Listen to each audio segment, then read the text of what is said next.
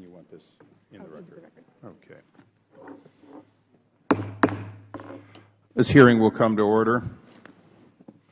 The Oversight Committee's mission statement is, we exist to secure two fundamental principles.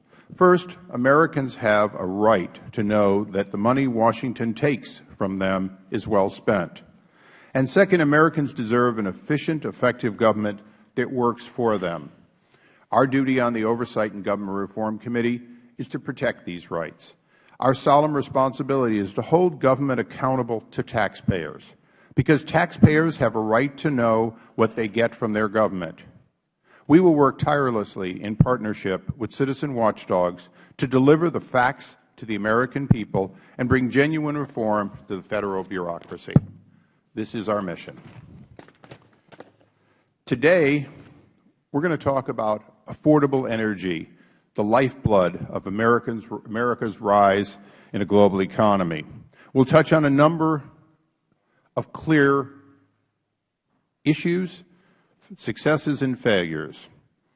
First of all, the American people know well that leveraging energy more efficiently is, in fact, necessary to compete in a global environment. America produces products for a fraction of the energy used by China and other developing nations. We already are more efficient. Yet the Obama administration has systematically waged a war on carbon-based energy in pursuit of new green energy. This campaign includes aggressive regulatory programs impacting the oil, gas, and coal industries that have previously been the source of job creations and economic growth here in America, and a campaign that includes an aggressive push for government-backed, taxpayer-paid-for green energy and green jobs. Unfortunately, President Obama's green energy agenda appears to be playing favorites with certain companies. Additionally, we are well aware that there is a lot more green in the way of cash and a lot less energy and jobs than anticipated.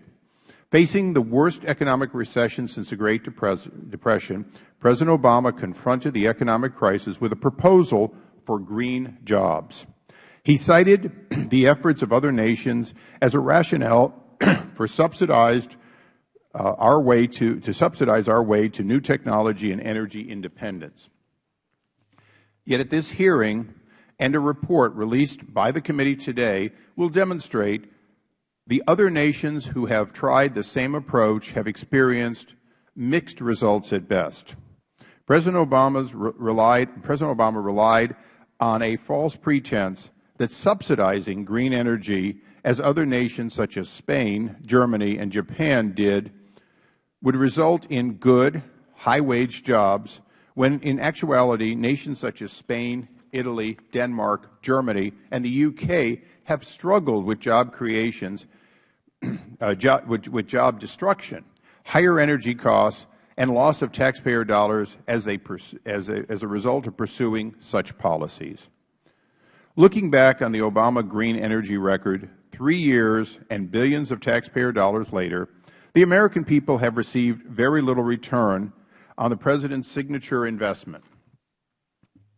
In practice, the guise of green jobs has become a political rallying cry designed to unite environmentalists, union leaders, to consolidate an ideological-based agenda. This would be okay if, in fact, it produced the jobs, and it didn't. It has almost meant punishing and pushing to the edge of the envelope all others. It has meant the politicization of the Bureau of Labor Statistics, which has begun using gimmick accounting methods to count green jobs. And let me emphasize, we don't count similar carbon jobs. We don't count the other jobs. This initiative ordering the counting of green jobs is very important because it is poorly defined.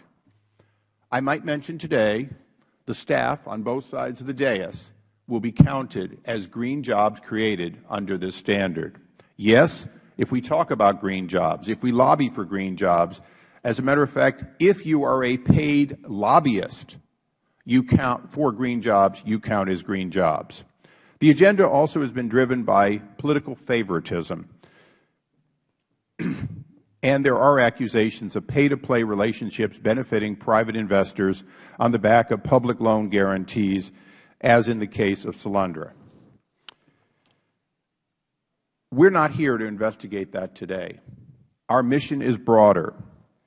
It is seemingly at cross purposes to President Obama's and his administration, who have promoted traditional energy sources abroad through loans and diplomacy, while openly discouraging them at home.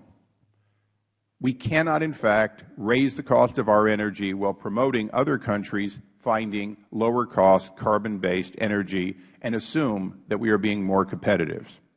Jobs have not been produced in a sustained fashion or in the number promised, and billions of taxpayer dollars have yielded little to truly stimulate the economy,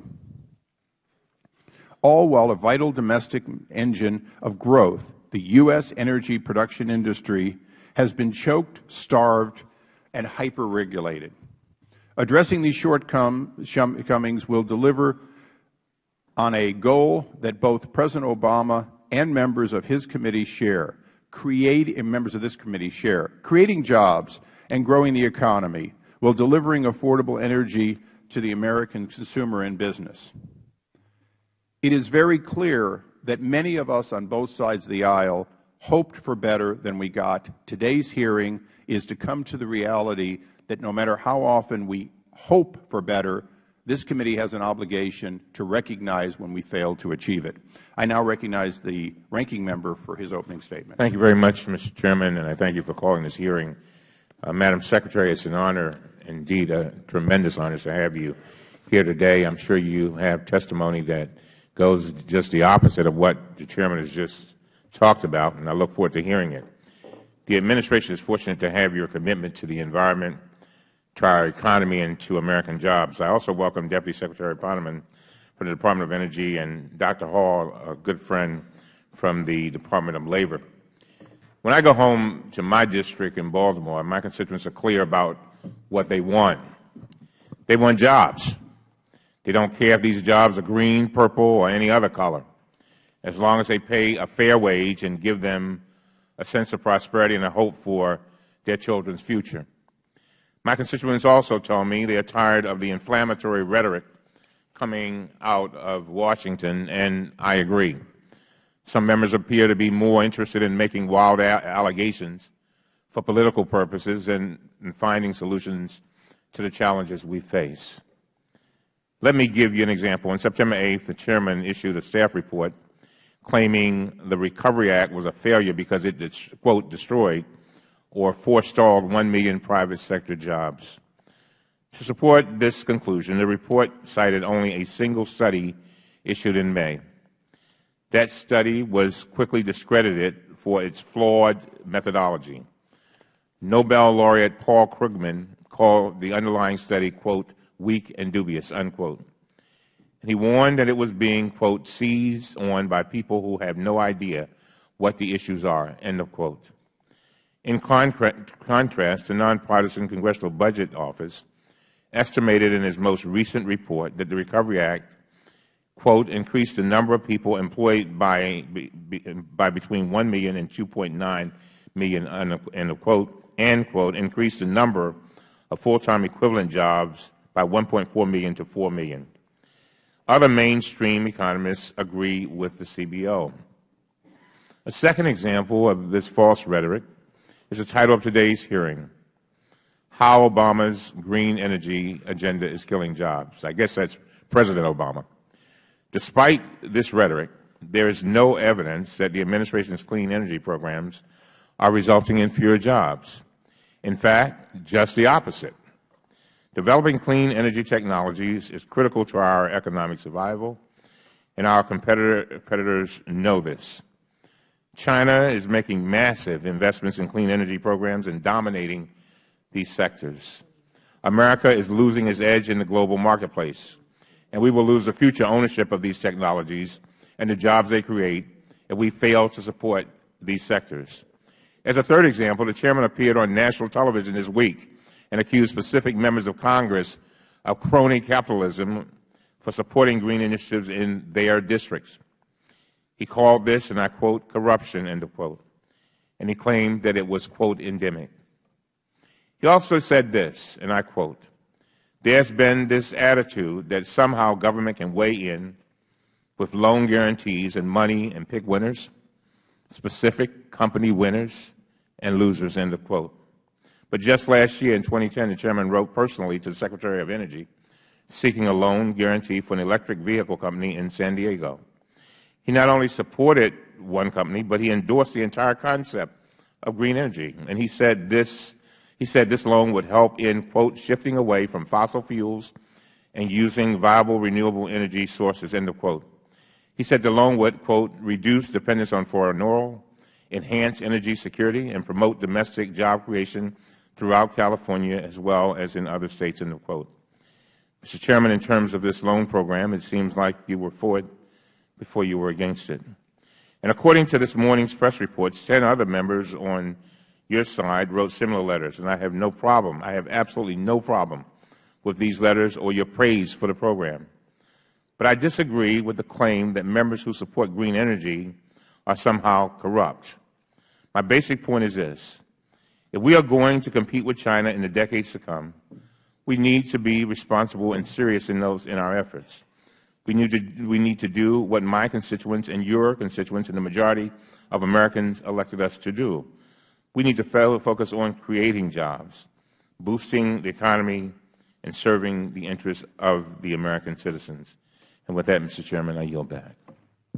I thank the gentleman. As a point of personal privilege, I would ask unanimous consent that the article by a division of the New York Times put into and for the purposes of your opening statement written before it was published at 10 o'clock last night be placed in the record.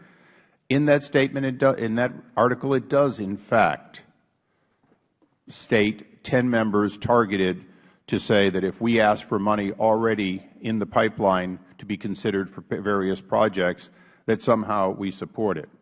I am a supporter of green and of electric and hybrid vehicles, and have no problem at all with trying to have vehicles that use more efficient electricity, whether it's from nuclear or other zero emissions. Having said that, I would object to the gentleman's. Your opening statement was clearly written in anticipation of an article not yet published, and we all know it here. Additionally, I would ask unanimous consent that the Majority Oversight Reform staff report entitled How, and I'll have it edited, President Obama's Green Energy Agenda is Killing Jobs, the actual, without objection so ordered, the actual reason for this hearing today, which is in fact to find the connection between green expenditures and jobs. However, if the gentleman would like to research any of those projects, we certainly would consider hearings on that. Members will have 7 days to submit opening statements and extraneous material for the record. The Chair now recognizes our first panel of witnesses, the Honorable Hilda Solis, a longtime classmate and fellow Californians, the Secretary of Labor. Mr. Daniel Ponemon is what? Ponemon, I'm sorry. She's trying to help me as we go along. Ponemon, thank you, who is Deputy Secretary of Energy. Thank you for being here. And Mr. Keith Hall is Commissioner of the Bureau of Labor Statistics at the Department of Labor. Pursuant to the committee's rules, all witnesses are to be sworn. Would you please rise to take the oath? And raise your right hand. Do you solemnly swear or affirm that the testimony you are about to give will be the truth, the whole truth, and nothing but the truth? Let the record indicate all witnesses answered in the affirmative.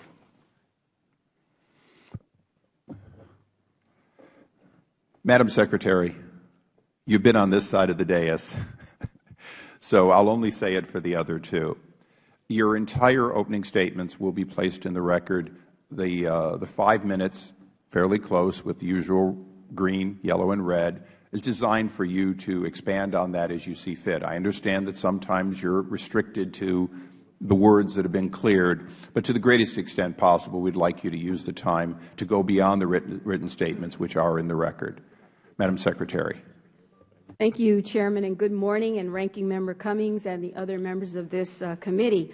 I want to thank you for the invitation to come and speak to you about the Department of Labor's efforts to help state and local governments and businesses, community colleges, nonprofit groups, and workforce agencies provide training to prepare America's workers to succeed in the clean energy economy of the 21st century. The authors of a recent report by the Brookings Institution estimates that 2.7 million Americans are employed in positions related to the clean economy, and that 90% of these jobs are located in traditional industry sectors such as manufacturing and exports. The Recovery Act was an unprecedented investment in the green economy. Our Recovery Act investments, I believe, were wise decisions. The green economy is growing significantly faster than the national economy, and therefore we believe can provide a path to a more successful recovery. The vibrancy of the green economy is not artificially propped up by Recovery Act investments.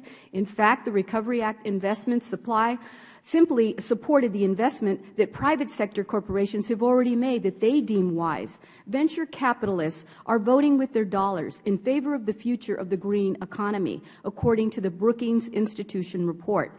As part of the Recovery Act, the Department of Labor awarded $500 million in competitive grants to fund 189 green job projects throughout the country. Our grants have several important objectives. We have aligned our grants closely with the local and regional labor markets needs by requiring our grantees to partner with local businesses that place a high value on innovation. We also are targeting our grants to serve Americans in most need of help, like veterans, disabled veterans, unemployed workers with disabilities, and workers in areas of high poverty. Our grants give these populations a chance at a secure, well-paying job in the future economy as well as now. For example, in Indiana, a partnership that included the Workforce Development, Natural Resources and Transportation Departments, and the National Guard provided 2,000 young people with green jobs through the Recovery Act funding. We're starting to see some good results from our Recovery Act investments, and as of June 2011, over 52,000 people have participated in our green training grant programs. We expect to eventually serve about 100,000.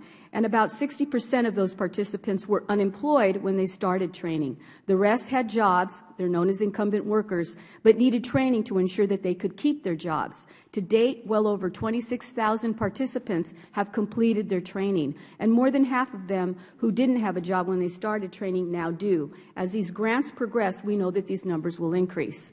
These results are consistent with the data that shows the green economy in general. And according to Brookings, wages in the green economy are 13% higher and provide these good wages to workers, in many cases with lower skills. In fact, according to Brookings, almost half of all green jobs are held by workers with a high school degree or less.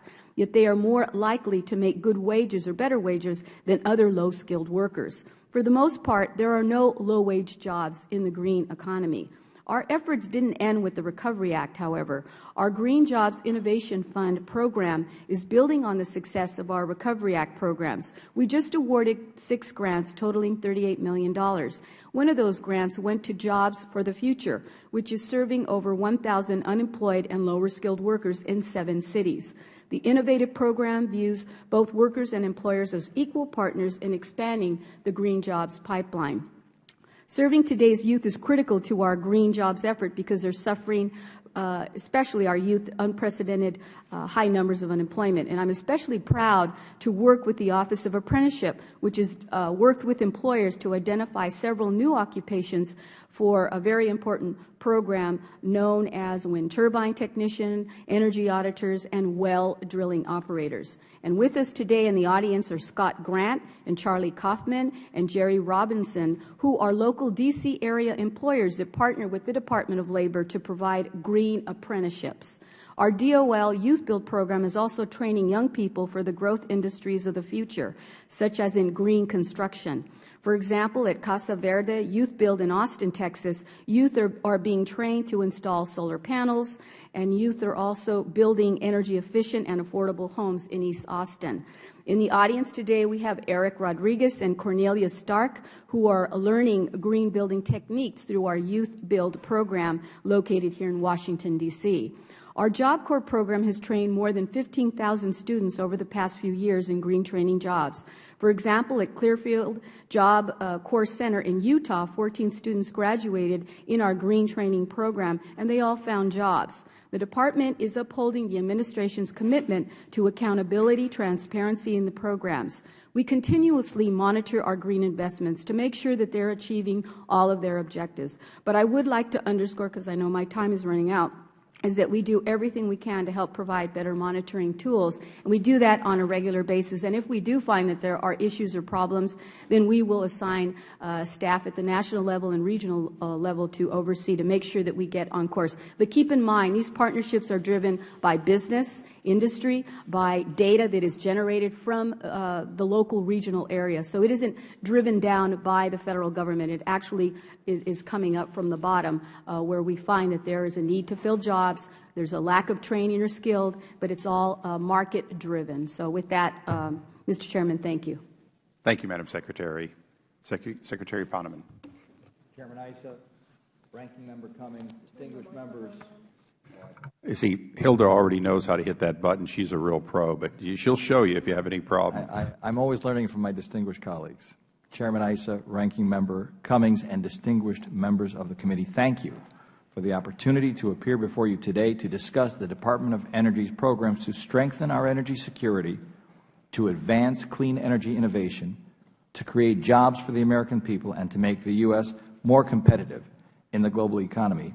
Since, unlike Secretary Solis, I am not yet known to the committee, I will allow myself a brief introduction. I've spent over 35 years working in the national security arena, including 6 years working for President George Herbert Walker Bush and President Bill Clinton at the National Security Council. I spent a number of years in the private sector as well before returning to public service in 2009 at the Department of Energy. Worldwide, between $5 and $10 trillion are spent on energy every year. This is an enormous market that is expected to increase dramatically in the coming years, and as developing countries like China and India continue to grow. Countries around the world are already moving aggressively to develop and deploy the clean energy technologies that will be needed to meet the growing global demand. Just last year, global clean energy investments reached $243 billion, an increase of 50% from 2009, and the pace of growth shows no sign of slowing.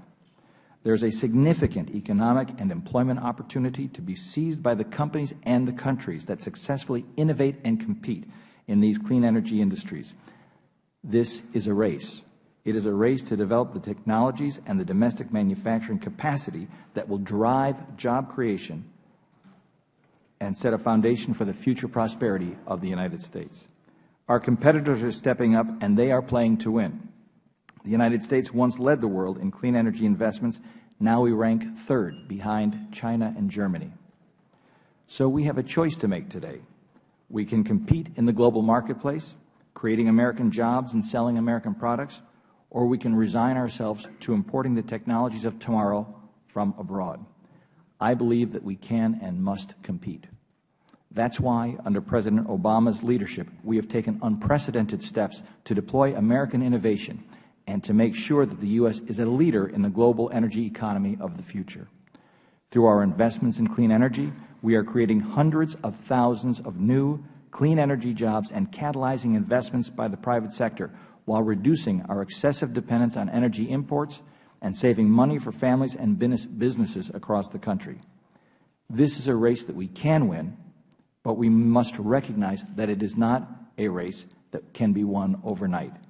It is going to take a sustained commitment to build a competitive clean energy industry in America, especially as our companies are forced to compete against foreign competitors like China that are providing their companies with significant state support. To meet this challenge, we have focused our investments in three main areas. First, advancing innovation through research and development. Second, expanding American manufacturing capacity. And third, enabling the deployment of innovative clean energy technologies at commercial scale when private financing is not widely available. These efforts will continue to be essential in growing our economy, moving private capital off the sidelines, and expanding new industries in the United States. And they have helped to put hundreds of thousands of Americans back to work. Even as we face difficult budget choices, the government can and should continue to play a role in supporting American companies and helping them to compete globally. American jobs today and in the decades to come depend on it. Thank you, Mr. Chairman. Thank you. Dr. Hall, you are now recognized for 5 minutes. Mr. Chairman and members of the committee, I am pleased to be here today to provide a summary of activities underway in the Bureau of Labor Statistics to measure employment and green jobs. BLS is, as you know, an independent statistical agency that is the principal Federal source for information on employment and unemployment, inflation, wages and benefits, worker safety, and productivity. Our mission is to provide relevant, accurate, timely, and objective statistical data to help inform policymakers and the public. All of our data products, including the upcoming green jobs data, meet these high standards. To protect our impartiality and independence, we take no role in policymaking and do not conduct policy analysis ourselves. BLS received funding beginning in the fiscal year 2010 to develop and implement the collection of new data on green jobs. The goal of the BLS Green Jobs Initiative is to develop information on the number of and trend over time in green jobs, the industrial, occupational, and geographic distribution of the jobs, and the wages of workers in these jobs. To measure green jobs, BLS first had to develop an objective, measurable definition. BLS began by reviewing work done by other national statistical agencies such as Statistics Canada and Eurostat, as well as work done by various state labor market information offices and by nonprofit organizations. Looking at these studies, BLS found the common thread running through the various definitions is that green jobs help to preserve or restore the environment or conserve natural resources. BLS engaged in an extensive outreach and consultation with other Federal agencies with expertise in various aspects of the jobs, and then published a draft green jobs definition in a March 2010 Federal Register notice. BLS received about 150 comments on this proposed definition, as well as additional feedback from Federal stakeholders, including the Departments of Energy, the Environmental Protection Agency, and the Council on Environmental Quality, at an interagency discussion organized by the Office of Management and Budget in April of 2010. In a September 21, 2010 Federal Register notice, BLS announced its final definition of green jobs for the purposes of statistical data collection. Under this definition, there are two different types of jobs that qualify as green jobs. First are jobs in business establishments that produce goods or services that benefit the environment or conserve natural resources. BLS refers to these as green goods and services jobs. The second is jobs in which the work performed makes the production process of business establishments more environmentally friendly or use fewer natural resources. BLS refers to these as green technologies and practices jobs. The first step for BLS in measuring green jobs and services was to identify sectors and industries within which goods and services that directly benefit the environment are produced. In total, BLS identified over 300 detailed industries, as well as defined by the North American Industry Classification System, where green goods and services are produced. Some examples are the utilities sector, which produces electricity from renewable resources, the manufacturing sector, which produces ENERGY STAR certified appliances, the agriculture sector, which produces organic crops, the construction sector, which provides weatherization services, and the professional and business services sector, which provides environmental consulting services. The next step for BLS, currently underway, is to conduct the Green Goods and Services Survey to identify the proportion of each industry that is engaged in producing green goods and services. This survey was sent out in May of 2011 to a sample of 120,000 business establishments in the industries identified as producing green goods and services. The survey presents these businesses establishments with a description of green products or services classified in their respective industries and asks respondents to estimate the share of establishment revenue accounted for by green outputs. Based on the survey, BLS will produce data on green goods and services employment for the U.S. by industry and for states by industry sector. The first estimates will be available in early 2012. To measure green technologies and practices jobs, BLS is conducting a special employer data survey collection called the Green Technologies and Practices Survey. Businesses in any industry that may use green technologies and practices, regardless of the nature or greenness of their outputs, are are potentially included. Therefore, the Green Technologies and Practices Survey will be sent to a sample of about 35,000 business establishments selected from all U.S. industry sectors. Respondents will again be presented with descriptions of various types of technologies and practices that benefit the environment or conserve resources, and asked to indicate if which any of they are utilized by the establishment. We should have estimates on that survey by mid-2012. Thank you. Appreciate that. I'll now recognize myself for 5 minutes. Mr. Ponemon, starting with you, would you consider hydroelectricity as a renewable energy source? Thank you, Mr. Chairman. Yes, we have a continuous flow of water, and absolutely it keeps flowing. Would you consider, so would that fit potentially the definition of what a green job would be, or be in that category of green jobs? Mr. Chairman, I defer to my distinguished colleague who has done more etymological study of how we define green job, but certainly in terms of low carbon, renewable resource, hydroelectric fits right in the pocket. Would that fit your, Dr. Hall, would that fit your definition? Yes, it would.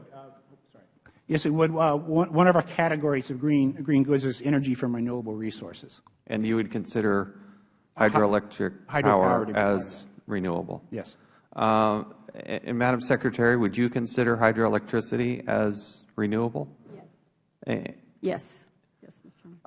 One of the frustrations and questions is this idea that it's created, as you said, Mr. Pondeman, quote, hundreds of thousands of new jobs, end quote. I have a difficult time seeing that. A, we don't have a definition of what that is. So how do we come to this conclusion? I ask that rhetorically as a follow-up, but I think one of the difficulties, at least you see from myself, is this claim, this exorbitant claim of hundreds of thousands of jobs, yet there's not even a definition of what those jobs are going to be. If we had the Department of Interior here, they would take great exception to the idea that hydroelectricity is renewable. Now, to me, I come to the same conclusion as you do. I think it is renewable. But it is one of the challenges, and we do need to straighten it out. And the administration is on very dramatically different pages on this, and it affects the states, particularly out west, who have a lot of these resources. Madam Secretary, I'd like to go through this, and I'm looking at your written statement here, and you picked various items out for your verbal comments. In the Recovery Act, starting on page 3, it said that there were $500 million for competitive grants. And then as you picked out some of the statistics on page 4, paragraph 3, talking about the 52,000 people have participated in the Recovery Act. I want to make sure I'm doing my math right. I'm skipping down to the bottom there. It says approximately 15,000 of those individuals did not have jobs upon program entry. Of those individuals without a job when they started the program, 52% have found work, with 83% of those individuals obtaining employment in the same industry or occupation in which they were trained. That number, as best I can calculate, comes out to 6,225, and we congratulate and we're happy for them and their families. One of my concerns is if we're spending $500 million to get people trained, and the conclusion is 6,200 people, that is roughly $80,000 per person. Actually, if I could respond, Mr. Chairman, what I would want to remind you is that our programs are intended to train individuals, incumbent workers, those that are currently on the job, as well as assisting those that have been unemployed, displaced. So think about the automobile worker who just lost their job, now does not have any ability to find transition into something else similar. So we will track them, get them into programs that will, precisely for this reason, look at new techniques that they could engage in through our training programs. And maybe now we'll be involved in hybrid automobile development. And many have made that transition. So there is that, how could I say, ability for individuals to make that transition, and it's a little more clear. In other industries, it's a lot harder. I will tell you again, though, our funding is for training, and based on our surveys. Was I inaccurate? I'm sorry to interrupt, but was I inaccurate in my numbers and assessment? We're talking about $80,000 per person. I think that's actually a little higher. We look at it more as someone who is enrolling in a community college. The training program typically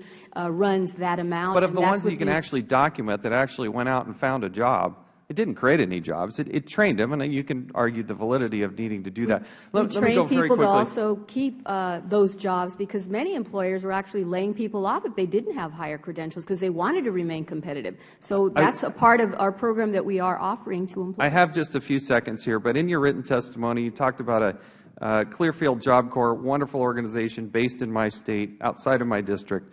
But what you also, one of the things that's written in your written testimony, saying that the 14 students recently graduated from green training programs, including renewable resources, obviously that sounds green, overhead line construction, and advanced automotive. Those don't sound quite as green as maybe we would be led to believe. If you could help me understand why that would be categorized as green, I would appreciate it. My time has expired, and I'll yield back.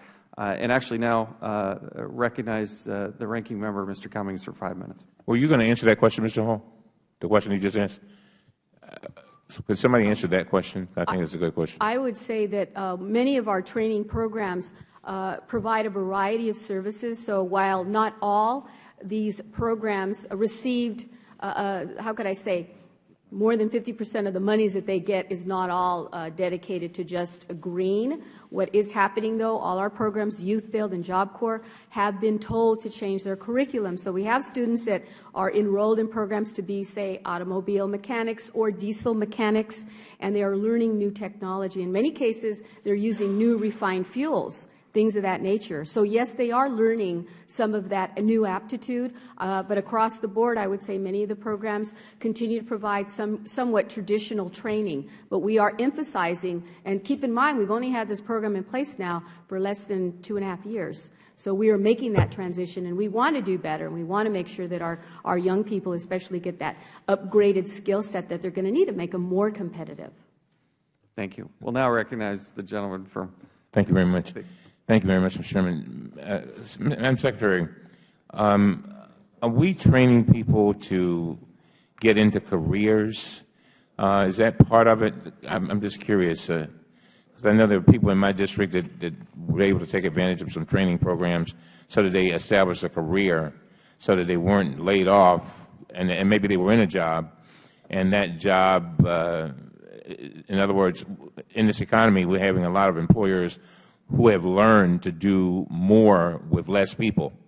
And could you just comment very briefly, because I have a number of questions. Mr. Cummings, Congressman Cummings, is what we see is that many of our students, for example, those that are here today in the Job Corps and Youth Build program, receive several different credentials and certificates. So they are being trained for a career and a profession as opposed to just one job as someone who, say, is just a bricklayer. They are actually taught different kinds of segments of the construction industry, which includes renewable. And also electricity. You get a whole set of different credentials that you can earn while you're in that program. Now, on July 13th, the Brookings Institution issued a major study providing the first comprehensive analysis of the U.S. green economy. Mr. Chairman, I ask unanimous consent to put the Brookings report into the record. Without objection. Thank you. This report made a number of findings, and I would like to focus on two.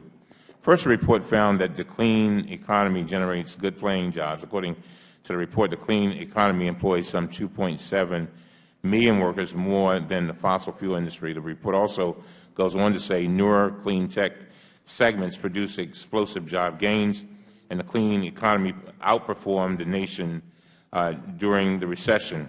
Newer clean economy establishments, especially those in young energy-related segments such as wind energy, solar, and smart grid, added jobs at a torrid pace, albeit from small bases. Madam Secretary, do you agree with the Brookings report that certain segments of the clean economy offer the potential for explosive job growth, and do the other panelists agree? And I want to go back to what the Chairman was saying, and it was implied by Congressman Chavis, too, that your numbers aren't accurate, and I need you to address that. Is that a fair statement? I think it's very fair to say that we think it's completely fuzzy numbers. I want to make sure that they address that, because you've been accused of something here, and I want you to clear it up, because I think that's going to be part of the basis of this hearing and what those folks over there are writing about. Right. Congressman, I want to reiterate that through our Recovery Act programs, our job training programs, we have already trained 52,000.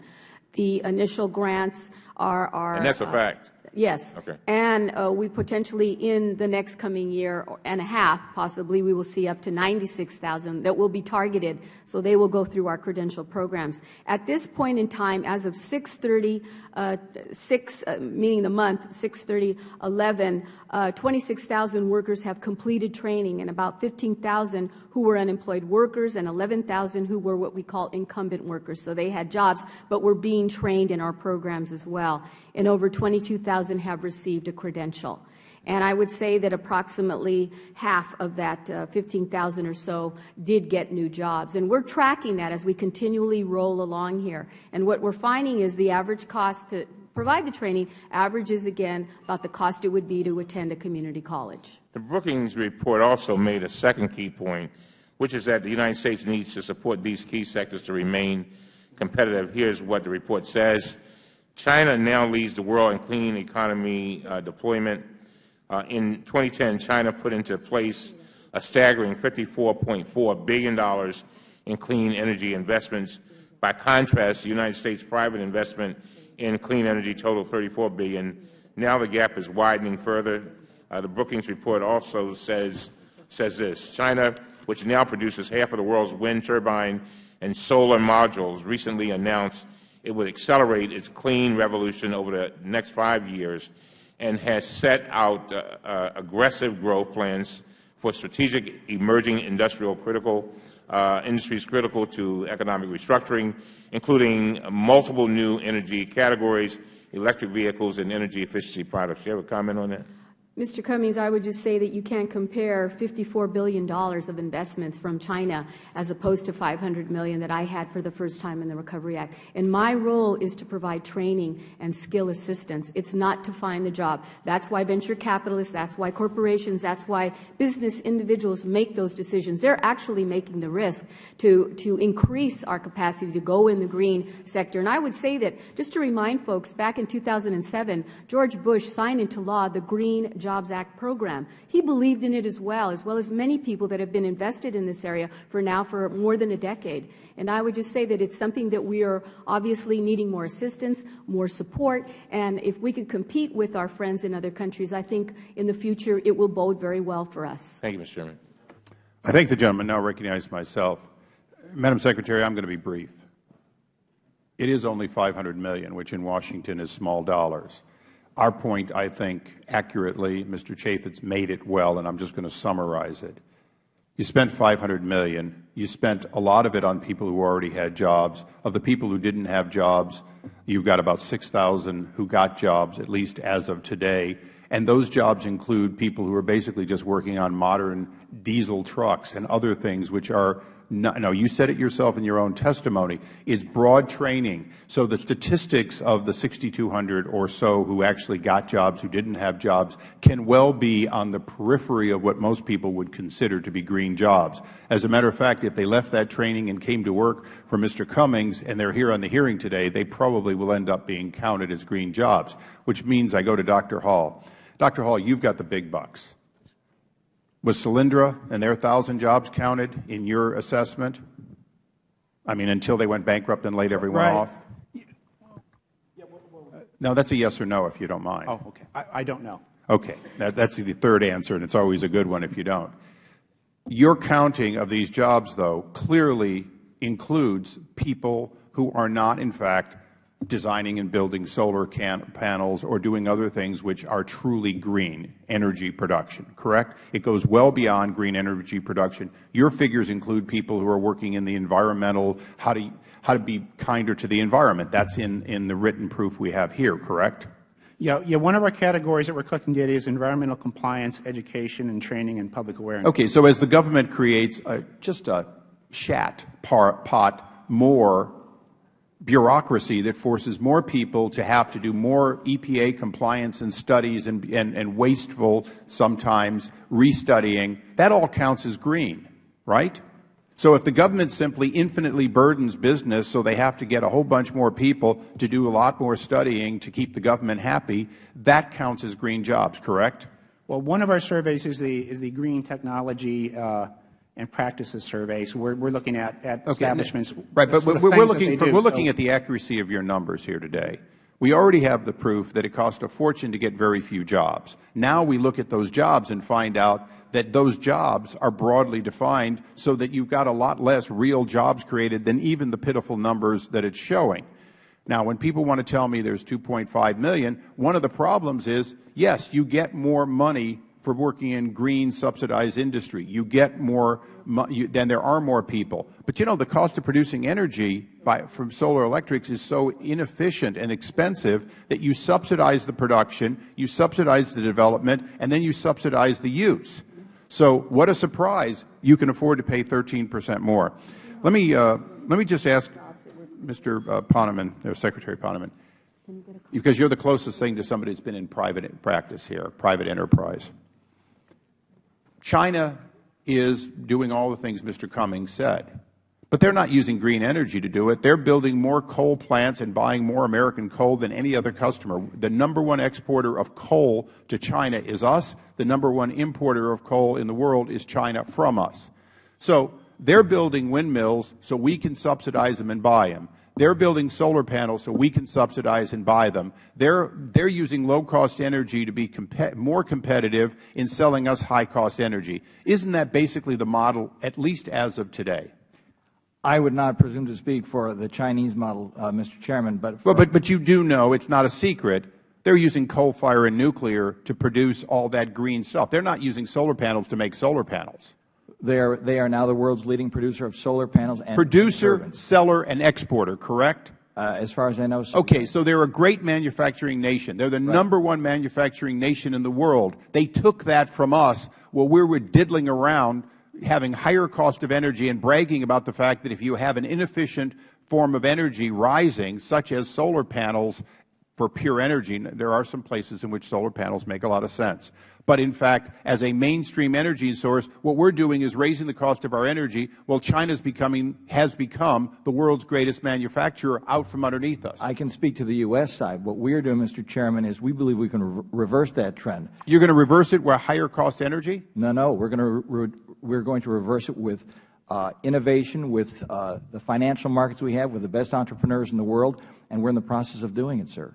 It's amazing to me that you would say the financial markets.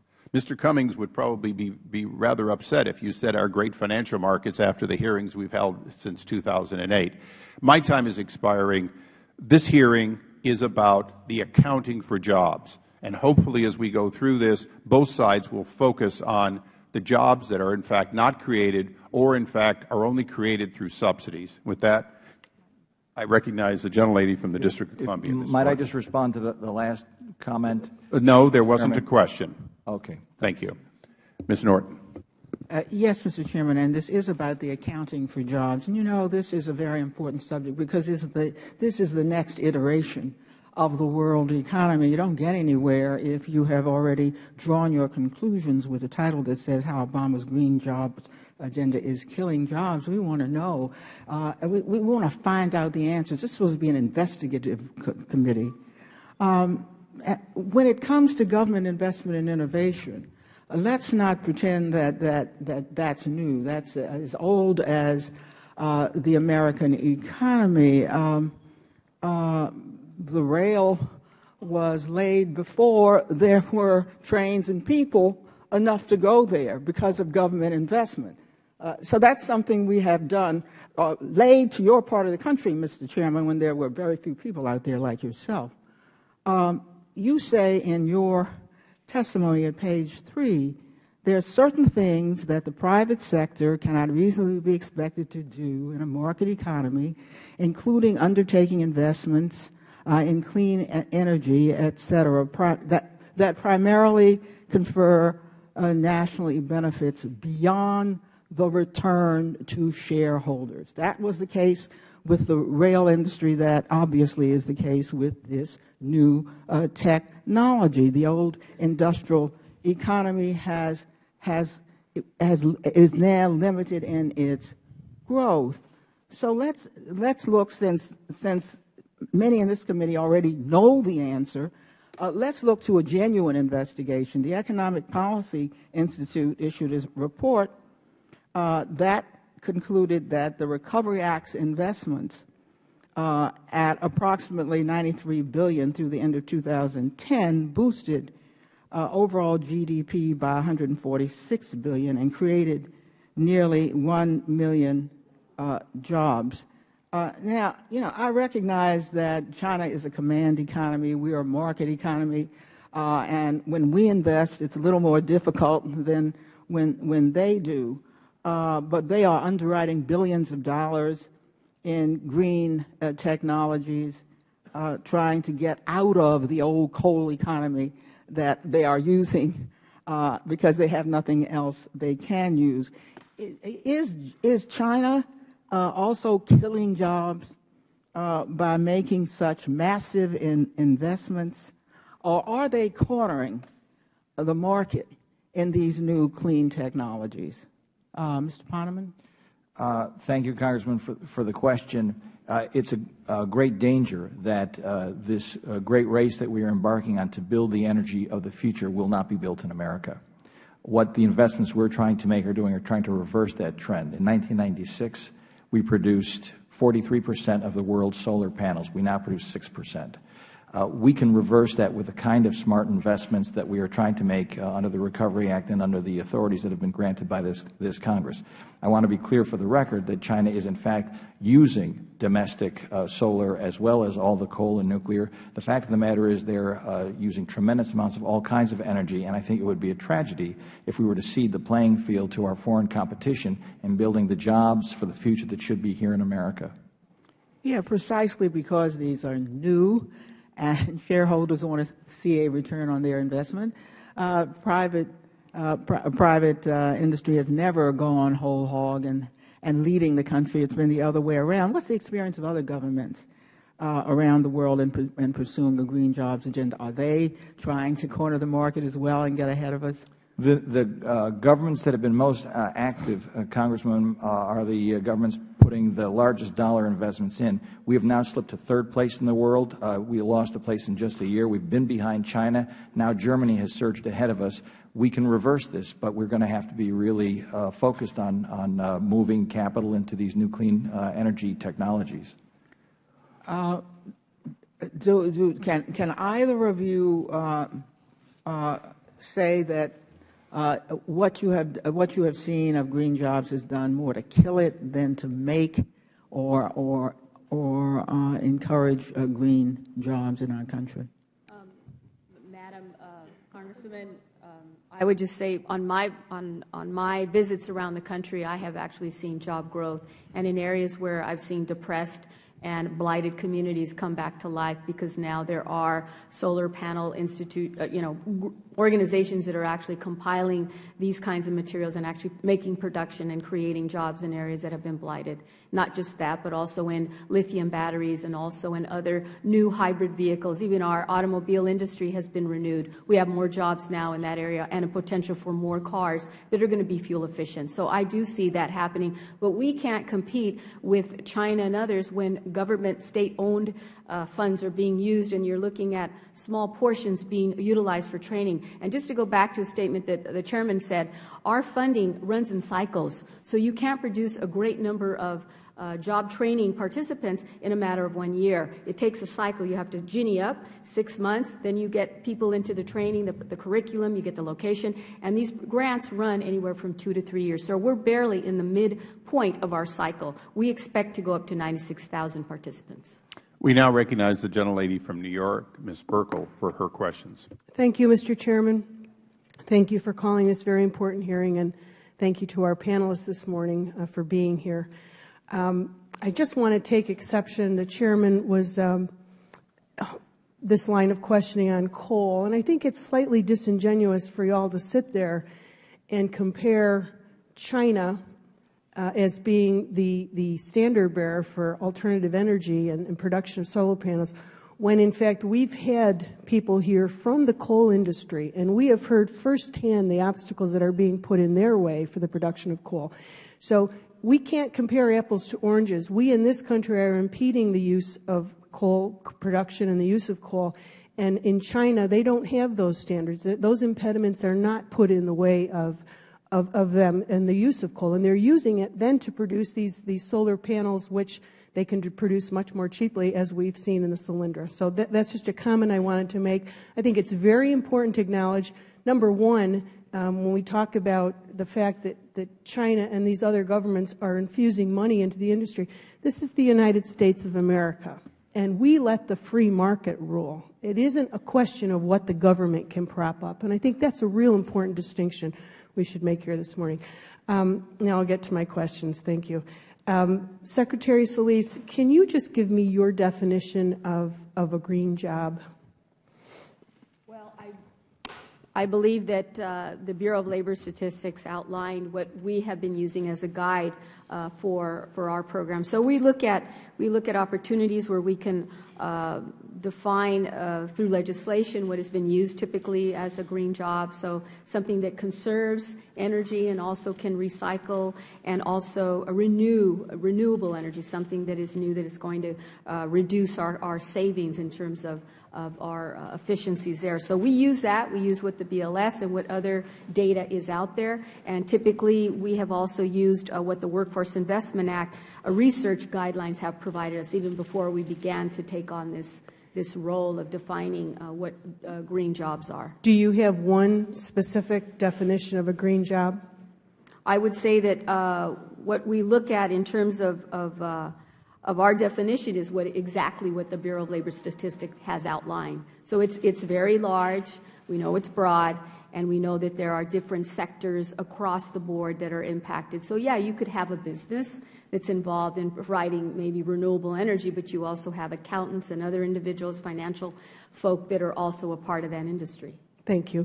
I want to just get into some of your testimony and what you've talked about here today, the certificates or the credentialing that's given to a student who completes the program. How long is the program? The programs vary. We have programs that can run in length from, say, 6 weeks, 6 months, to 1 year, depending on the kind of credential that you're seeking.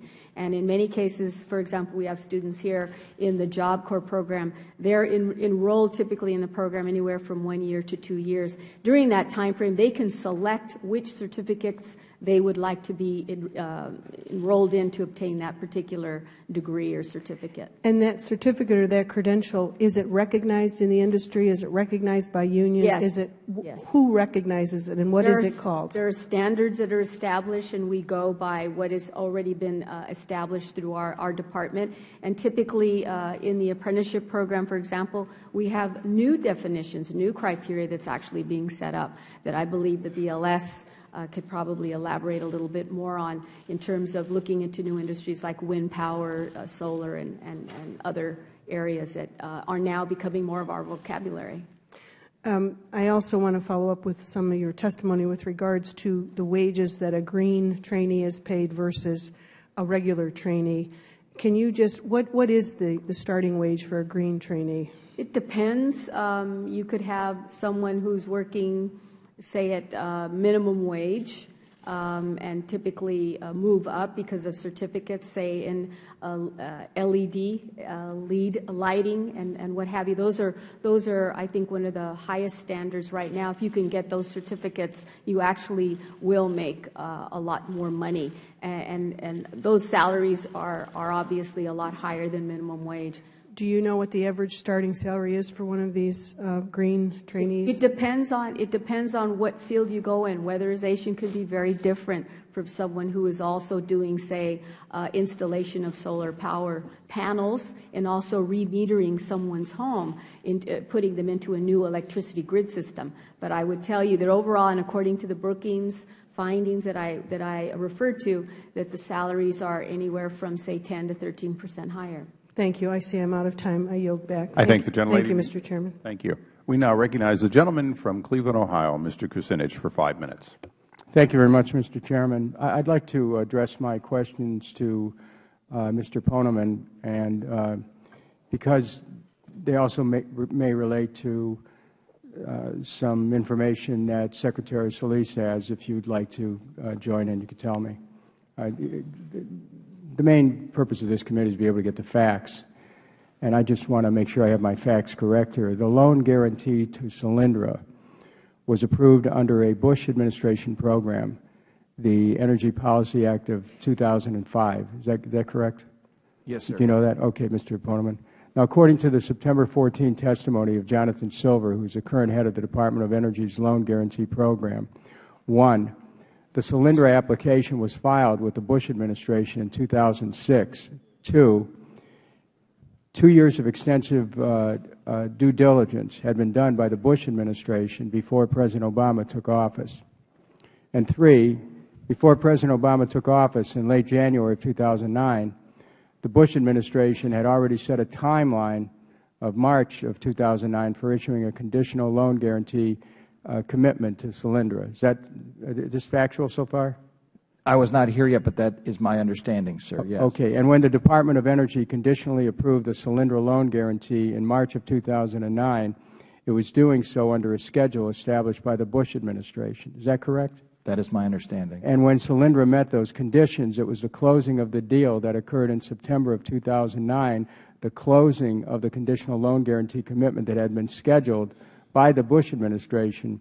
They scheduled it for March of 2009 for the closing. My understanding, Congressman, is that the credit committee remanded the project for more work, and that they expected that more work would produce the answers that were then reviewed in March. Thank you. Now, the Department of Energy has approved dozens of other loan guarantees under this program. Is that correct? Yes, sir.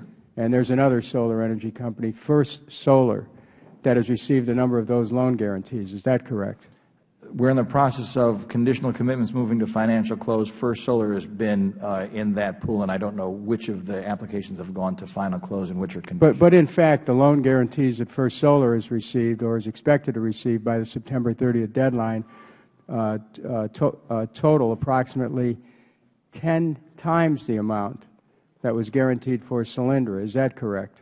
I would have to check and get the precise numbers for you, but that's easily done. Well, would you get those for the members of the committee? Absolutely. Because according to a September 19th article in the Bloomberg News Service, First Solar, a company based in Tempe, Arizona, has, quote, achieved record efficiency for a thin-film solar cell and will incorporate the advance into its manufacturing technology next quarter to outpace cost reductions by Chinese rivals and compete against fossil fuels without government aid, unquote. It seems to me this would be consistent with what the Bush administration Energy Policy Act of 2005 was intended to accomplish. Do you have any comment on that? Well, I would just say, sir, that scale is incredibly important in driving down solar panel prices, and so to the extent that they can build out at a much larger scale, it would have the tendency to drive down those prices and improve our competitiveness, yes. Yeah, my staff just handed me some facts here about the First Solar loan guarantees amount, loan guarantee amounts. And I have First Solar Inc., $680 million. First Solar Inc., this is called Desert Sunlight, $1.8 billion. First Solar Inc., Topaz Solar Generation, $1.9 billion. Just want to make sure that we understand that while the rest of the world looks to the future and prepares for it by ramping up dramatically its green sector, we're busy holding hearings like this. Which end up impugning the President at the expense of the economy. Now, anyone who's listened to me for more than 15 seconds knows that I'm probably the last Democrat who's an apologist for this administration. But this thing's really about our economy, and this is about need, this is about the urgency, and that should command our attention here above all else. And I think that we actually have bipartisan support. Judging from the record, for green energy programs. That's the part of the path to the future to move the American economy. So as we move through this hearing, I hope that we can summon the same kind of energy to focus on how we can create millions of jobs with green wind, solar, microtechnologies, put America back to work. Thank you, Mr. Chairman. Thank you. Thank you, Mr. Kucinich. We now go to the gentleman from Michigan, Mr. Walberg. Thank you, Mr. Chairman. Appreciate the opportunity to ask the questions, and I just can't let the statement that was put out earlier that we can never count on private sector manufacturing to lead the way in technology and growth. I just That is just unbelievable. In a country that has had the agricultural, industrial revolution, technological revolution here, and that did not come from government. Henry Ford in Michigan, down the road from me in my district, didn't produce the assembly line with the government mandating that or even giving special money for it at the time. So that is frustrating to hear, Mr. Chairman, as we talk about this. Green jobs. I'd like to do a follow-up question to Commissioner Hall. Do you count blue-collar jobs? Sure. We don't make any distinction between what kind of job. You don't count white-collar jobs then? Yeah, we count all the jobs. If an establishment is producing a green output, a green good or service, we count all the jobs in that establishment. So then, as we talk about green-collar jobs today, what's the point of counting green jobs or even making that metric? Why are we giving official legitimacy to such a dubious metric? Well, we do make an effort. We do make an effort in our second survey, our Green Technology and Practices Survey. We're also there trying to count jobs. People have jobs whose main job is green, so they have a green. Well, we will capture some of that. We may capture that, but it seems to me we want jobs, and an attentiveness to green seems to be frustrating some of that. Let me ask Secretary Solis, and thank you for being here. How much of the green jobs training money has gone to organized labor since 2009? All of our grants have allowed for union participation. So if we had partnerships with businesses as well as labor, they were also involved in that. So the purpose here is to create the opportunities for the slots, as I said, so that we could train people up. Do we know how much money has gone to labor for green jobs? Well, I would say that depending on the different programs, because not all of them were just exclusively labor. I mean, that's not a number that I have. Do we know the percentage increased or decreased over time of green jobs going to labor? Green job participation comes about because of the partners that apply for the grant. So you could have, for example, IBEW, for example, who did get a grant in partnership with the industry. And if you were to look at who's being trained, they could have been union members that were taking advantage and getting upgrades, or new individuals coming in. But they were working in partnership with the corporate community, the management side of it, that actually provides also for the additional training and skills. So, is there any evidence that these particular organizations, labor organizations, have expertise in training people in green jobs? Absolutely. IBW is one of the premier apprenticeship programs and groups that actually provides very, very good credential programs. They've actually have been the leaders even before we gave them funding for these programs. I would love to see the percentage then, since 2009, of green jobs, training programs going to labor. Where we've had labor participation. Labor participation. They're joint. They're not exclusively for labor. They're joint. Do the best you can on that. I appreciate seeing that. Thank you. Just had largest contact of information that I've ever had about rare earth, and I turn to Mr. Ponemon for this. China produces nearly 90% of the world's rare earth metals, many of which are used in green technology such as wind turbines, hybrid car batteries, and so forth. Recent Chinese policies have restricted access to these resources for American companies. How can American green companies obtain these necessary rare earth metals to manufacture the green technologies with that going on? Thank you, Congressman. I just want to make one comment to be clear. I'm not sure what the reference was to, but we believe that the free market of the United States of America is the most powerful engine of economic growth the world has yet seen. So I want to make sure we're clear. We think it's a tremendous driver. I appreciate that. On rare earths, this is a critical problem. We've looked at this deeply, and we have to do a number of things. Number one, we have to see where we can get production up in other places outside of China. Number two, we have to look at things that can be done in the processing of these rare earths, which sometimes have toxic issues, to make sure that we can use our technology to get access to them cleanly and safely. And third, we have to see if there are ways in which there are places where so far they are intrinsic to the product if we need to start finding alternatives to those rare earths? Well, we're losing market share. We're losing opportunity for jobs by delaying this activity, when in fact we are using them in our products up until China holding us back. With that, my time has expired. I appreciate your comments. I thank the gentleman. We now go to the gentleman from Tennessee, Mr. Cooper, for 5 minutes. Thank you, Mr. Chairman. You and I both know that the Chinese are watching this hearing. They're probably pleased.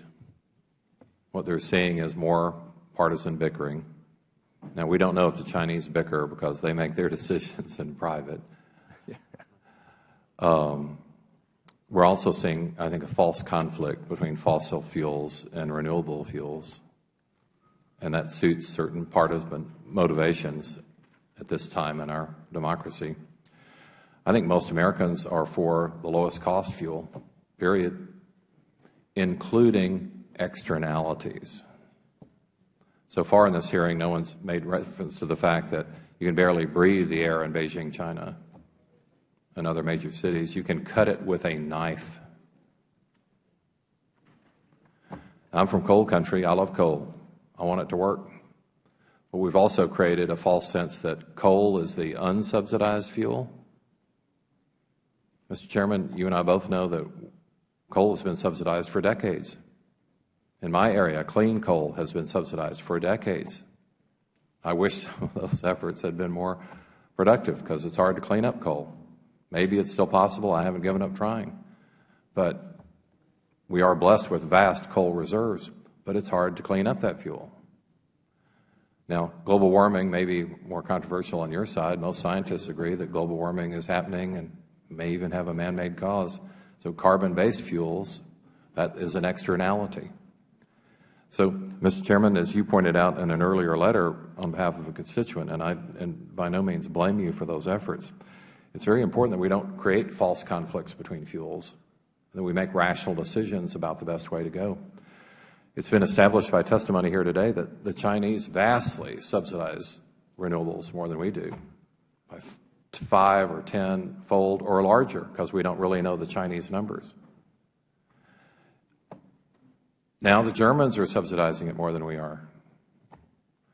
Now, I would prefer the free market work entirely on its own. That would be great. We in Tennessee are blessed because a company called Hemlock, a private sector American company, a subsidiary of Dow Chemical Company, not a dewy-eyed idealist in this field, has located thousands of green jobs in Tennessee, and I hope that Dr. Hall is counting those jobs.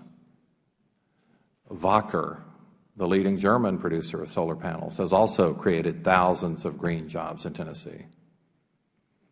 And no one is ever quite sure why they locate in a state, but perhaps the lack of a state income tax in Tennessee had something to do with it.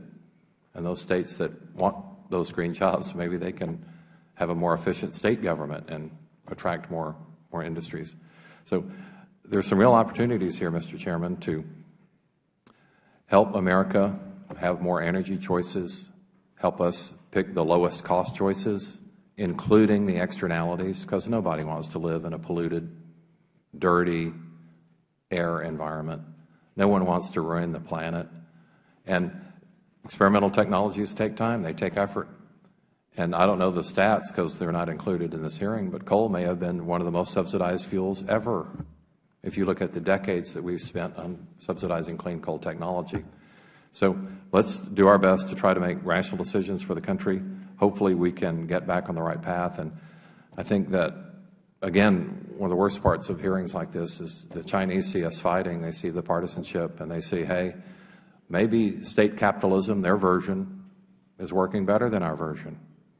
And that should please them. We've got to make sure that democracy works better. And more balanced hearings, I think, can help us do that. Thank you, Mr. Chairman. I'd be delighted to yield to the ranking member. Thank you. Thank the gentleman for his statement, because I think that you really put a, really focused on what we need to be focused on. But I want to go back to the Secretary. Madam Secretary, you were talking about training, and that you see your role is making sure that people are trained. I don't think that you were, and you, as a matter of fact, you said so that private industry can do its thing. And then, Mr. Pondeman, I read your statement, and you specifically say that you said, after all, the fountainhead for innovation and entrepreneurial activity is the private sector, not the government. I'm reading from your written testimony. So define your role again for us so we'll be clear, as you see it as labor in this. Mike? It's to provide assistance, to facilitate the placement of employment, and to make sure that we provide the necessary skills that industries, employers want. And that's where the gap seems to be. We're changing from a very heavily manufacturing industrial society to one that's emerging into a cleaner, efficient. We're seeing robotics. We're seeing so many new applications. Technology in and of itself has reformed the way we do business. You need fewer employees to get things done. That also has an impact. But those individuals with more certificates, with more advanced training in the STEM area are the ones that have lower rates of employment. So our impetus is to make sure that we can spread the training, education, so that everyone has choices, and not just a job, but a career and a profession. Thank you. We now recognize the gentleman from Florida, Mr. Mack. Thank you, Mr. Chairman. Could you yield me 30 seconds? I'd be happy to yield to the Chairman. Mr. Ponemon, I'm going to be very brief. Mr. Kucinich went on for quite a while, apparently reading off of your website that has a timeline on Solendra's loan.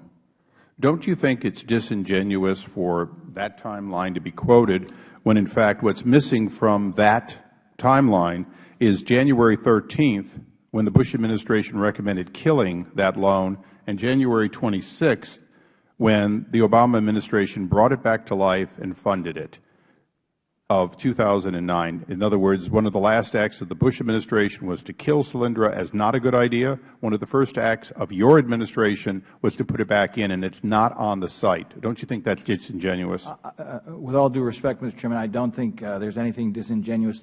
Okay, so you'll leave out so that a distinguished member of this committee can misconstrue what actually happened and state before this committee, without your objecting, that basically this was all a timeline and they would have happened under Bush. I'm sorry, but I don't have any more time, and you don't have an answer on that. Mr. Mack. Thank you, Mr. Chairman. And before I begin, I want to show a quick little video. Clean energy future. The loan to Solyndra will allow you to build a new manufacturing facility, and with it, almost immediately. The gentleman will suspend. Can we get that brought up to full volume before we begin again? Because I don't think anyone could have heard Vice President Biden. I apologize. Audio video is not always as good as it could be here.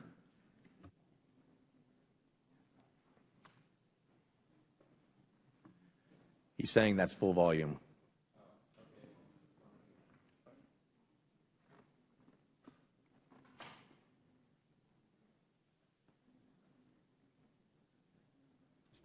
Jobs.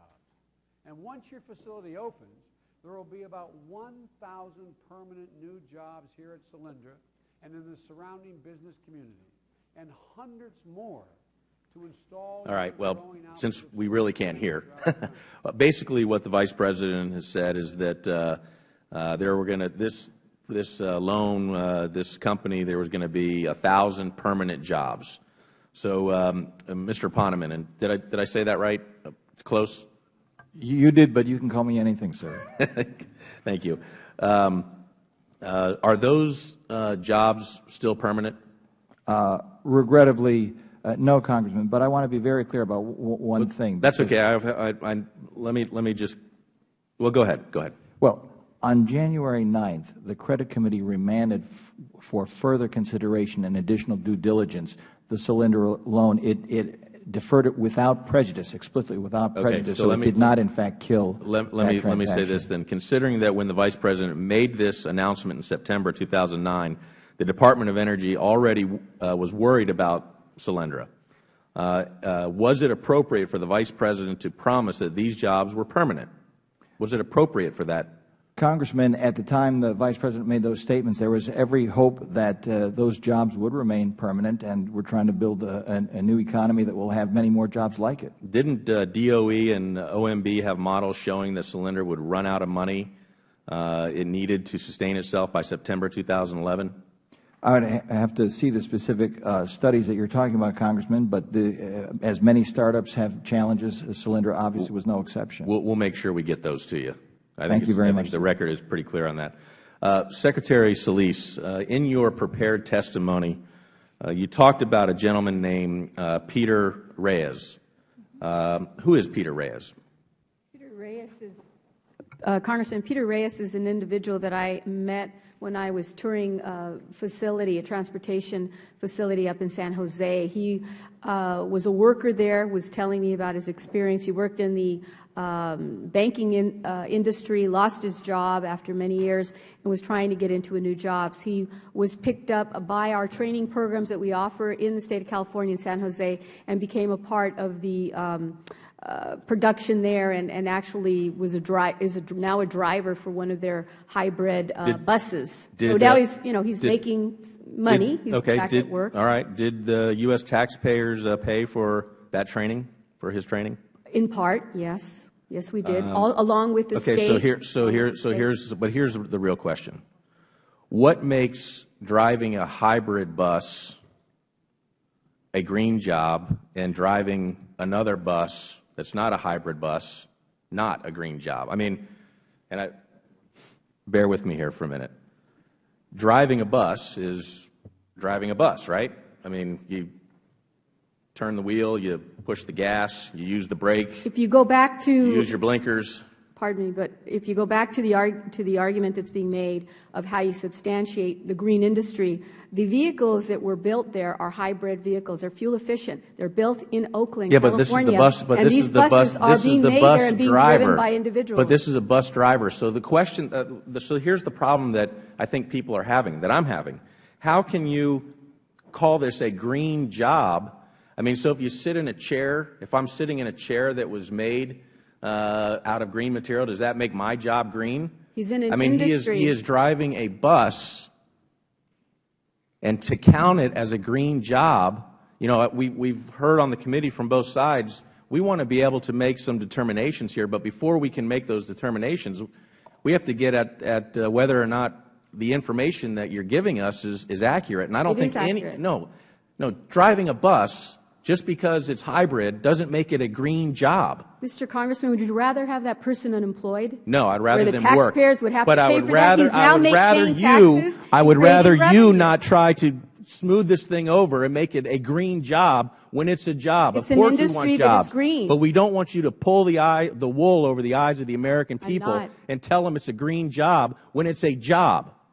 And that is the problem here. So the administration wants to spend all of this money creating green jobs, but yet you'll count things that is a job.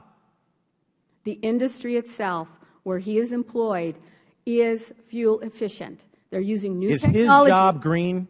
And the training is his job green? Yes, it is. Driving a hybrid bus. So somebody who drives a bus that's not a hybrid, is that a green job? I would ask you to answer my question. That BLS has if someone drives a bus that is not hybrid, is that a green job?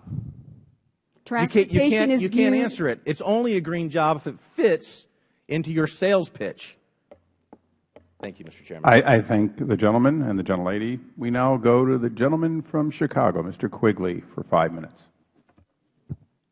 Mr. Chairman, I yield to the ranking member. Mr. Pondeman, did you finish answering the chairman's question? There was a question that you were trying to get an answer to, and I thought, are you straight?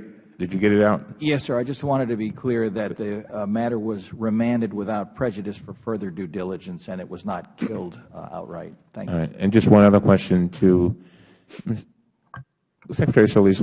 Could you just further elucidate on what you were just saying with regard to the truck driver? I understand that he's working for the industry. Yes, and it is Transportation Authority that has employed energy efficient vehicles that were purchased and manufactured in California. And I would say to you, yes, this is a green sector job. It is one where he received training. I did outline that BLS, again, and BLS does, in their analysis, define mass transit industry as part of the green sector. So I don't understand why someone is trying to say that I am misleading the public when we are not. I yield back to the gentleman. I thank the gentleman for yielding. Yes, reclaiming my time. Mr. Cooper did a good job discussing the fact that these other industries are subsidized too, talking about coal. Clearly, we know all too well about gas and oil and the subsidies there. The nuclear industry was massively subsidized, particularly at the beginning, given direct subsidies, patents, limits on liability, an extraordinarily cozy oversight process. All these industries are difficult to get going, and we have to recognize that. But if the panel could take a few minutes and recognize, in addition to the subsidies to the existing manufacturers of energy, there's also a cost that we're not taking into consideration. I live in Chicago, which is the asthma, morbidity, and mortality capital of the United States. We have 2 coal-burning power plants from the 50s that are literally causing deaths there. So at least we could touch on the fact that there are alternative costs, not just the subsidies to these industries and to the green industries. Thank you for that question, Congressman, and it responds also, I think, to Congresswoman Burkle's question as well. We have massive amounts of coal in this country, and we are going to continue using it. It still provides about 45% of our electricity.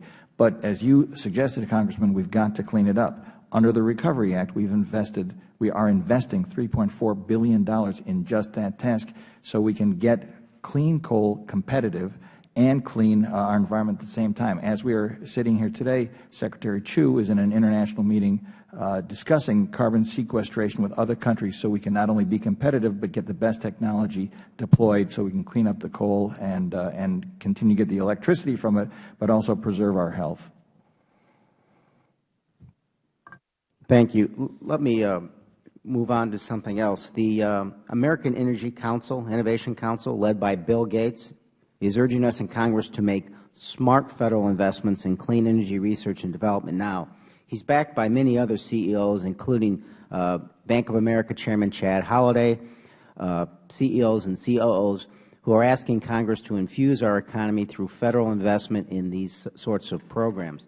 So I guess if you don't necessarily believe what you deem a liberal congressman from Chicago, there are national experts in private industry leaders who agree with what you're trying to do. Congressman, this is a very important study because these are innovators. These are the people who not only know that private capital is the driver of innovation and growth, but they've actually done it successfully. And they say where there are certain market imperfections, that is the place for government to play a stimulative role, correct those imperfections, and help get the new green economy built and win America's future. Thank you, Mr. Chairman, and I yield back. I yield to Mr. Connolly. Thank you. Gentleman yields. Thank you for yielding. I just, the premise of this hearing is how Obama has, the green energy program has killed jobs. So how many jobs have you killed, Secretary Solis? We've actually helped to create jobs. And in that, so we're training individuals. So the premise is wrong? Well, in my are you familiar with the Council of State Governments that says in 1 quarter alone we created last year we created 51,000 green jobs?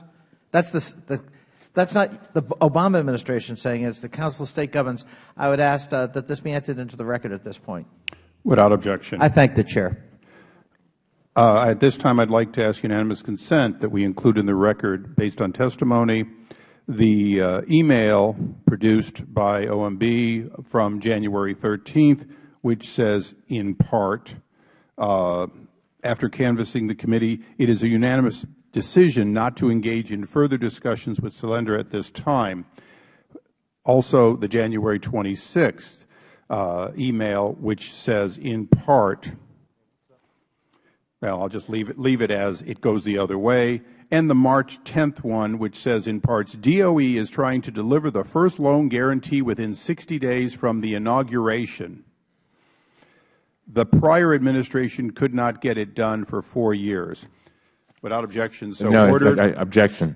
Only because I don't have it.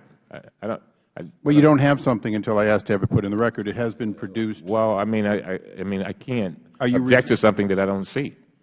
I just want to see it. Here you go. Yeah. I ask unanimous consent to. I object until I can see it. Mr. Ponemon, are you aware of these emails? And No, sir, I'm even not. though they were DOE emails? I did not arrive until I was sworn in May, sir. Can we get copies? But I'd be happy to review anything you would wish to have reviewed, sir. Okay. I would ask you to verify these for the record. I will mention in part, the gentleman has no further objection, that they were produced to the Energy and Commerce Committee, and these are copies received from them. With that, we go to the gentleman from Texas, Mr. Farenthold, for 5 minutes. Thank you very much. And I did want to talk a little bit about the green jobs. I'm all for jobs, whether they're green, brown, pink, purple, yellow. It doesn't matter. But it seems like, again, and certainly it's from somebody from Texas, this really hits close to home, that we are focusing on green jobs at the expense of the traditional oil and gas industry and traditional petrochemical, coal, and the like. I'm a supporter of an all-of-the-above energy policy, but we see all of this effort going into what is a green job and what is not a green job, and generating energy, which is the key to this economy. So I want to ask Mr. Ponemon, the CRS has reported that the U.S. has access to more energy and natural resources than any other country in the world. Do you agree with that? I'd have to see the study, sir, but we have tremendous resources in hydrocarbons, natural gas, oil, and coal, as well as the other resources. Do you believe we should forsake those resources for green energy? Absolutely not, Congressman. I'm glad you call for an all-of-the-above policy. We strongly believe in that, and I think we're putting everything in place to promote our hydrocarbon sector as well as these other. We need all of these energy sources. How do you then explain some of the policies that we see coming out of this administration with the slowdown in leasing, the permatorium on offshore drilling, a call for punitive taxes on the oil and gas industry? Congressman, I think we actually have a very strong policy. Of course, we, and I'm sure you as well, want us to exploit these resources safely and to take into account best practices and to learn the lessons from Macondo. But we are proceeding with offshore and onshore leasing. I've just participated in a new interagency committee the President mandated to look at Alaskan resources, and we intend to have a very robust policy. We had the Secretary of Energy Advisory Board just look at the natural gas sector and make sure that as we proceed with a prodigious shale gas resource, that we proceed in a responsible, open, transparent manner so we can continue to enjoy the confidence of the American people. So you're suggesting that some of these new technologies for the shale gas that have been used in Texas for as much as 60 years aren't fully understood? I am saying that I think we have got a very good report in from an expert committee that talks about things that we could do to improve the public transparency so we have a widespread. Well, let me go on, because I have another line of questioning, and I've used up more than half of my time already. Mr. Ponemon, are you acquainted with a gentleman by the name of Steve Spinner? It does not ring a bell. Well, a Department of Energy spokesman told the Los Angeles Times last Friday that Mr. Spinner acted as a liaison between the Recovery Act Office and the Loans Program Office. His LinkedIn profile claims that he reported to the Secretary and was responsible for strategic operations of loan and loan guarantees, including renewable energy. As the Deputy Secretary of Energy, you didn't know him? No. Your references, I think I may have met him, yes. I'm not sure. So you didn't interact with him frequently, though? It would not have been somebody I dealt with well enough to remember. Well, Mr. Spinner was the CEO of a sports and fitness company and investor in Internet companies before working at the DOE. So no one ever questioned his qualifications to come to the DOE? I don't know that, sir, but I'm happy to check. Were you aware that Mr. Spinner was also a bundler for President Obama, raising over $500,000 for Obama's 2008 campaign role? No, sir. All right. Thank you very much. With that, I will yield back. Thank you. The gentleman, actually, would the gentleman yield? Sure. Thank you. So again, I want to follow back up on this question about green jobs. I think we want to, whether it's like someone earlier said, we just want to create jobs, but we certainly don't want to make an appearance to the American people that a program is working and by padding the statistics. And Madam Secretary, with all due respect, the idea of counting a job as a green job for driving a hybrid bus when people watch this hearing, it's offensive. It's offensive because they know that they're not being told the truth, and they want the truth. The American people are smart, and if you give them the truth, they can determine whether or not this is a good thing or not. But if you pad the numbers to try to make it look better for you at the expense of the taxpayers, it's offensive. And so we want to have a debate about whether or not it really is working. But when you pad the numbers in such a way, it's very difficult to have a debate about that. My time has expired. The BLS the gentleman from. Well, I didn't say that. Yes, you did. One better answer. Well, if you want to, Mr. Welch, you're recognized for 5 minutes. Thank you. I'll start out by letting you answer the question. Thank you, Mr. Welsh. I would just say again, in reference to the BLS, they do identify mass transit, this industry, as a part of the green service area. When it reduces pollution or conserves natural resources, that's exactly what the buses are doing. That's exactly what the vehicles that were built in California and were remanufactured. This is a whole new industry, and I think that it is a positive direction that the President has outlined that we should be making investments in. Right. Thank you. I agree with many of my colleagues on both sides of the aisle that any job, we need energy. Any jobs we can create in the energy sector, we should. Governmental policy is very active in the carbon-based energy field, and there is now some activism in the so-called green sector. And by the way, China, as I understand it, is making massive investments in creating hundreds of thousands of jobs. I also think it's a fair question that Mr. Mack asked, how do we do the accounting? People want to have credibility on it, and I'd have no reservation whatsoever trying to figure out what do you want to call a green job, and some are more questionable than others. That probably is true in the carbon energy field as well. But it's a fair point, I think, and I'd encourage our department to work so that we're all talking off the same page. But I just want to give an example of something that's really working in Vermont. You know, there's a lot of focus on Solyndra. Got to get to the bottom of it.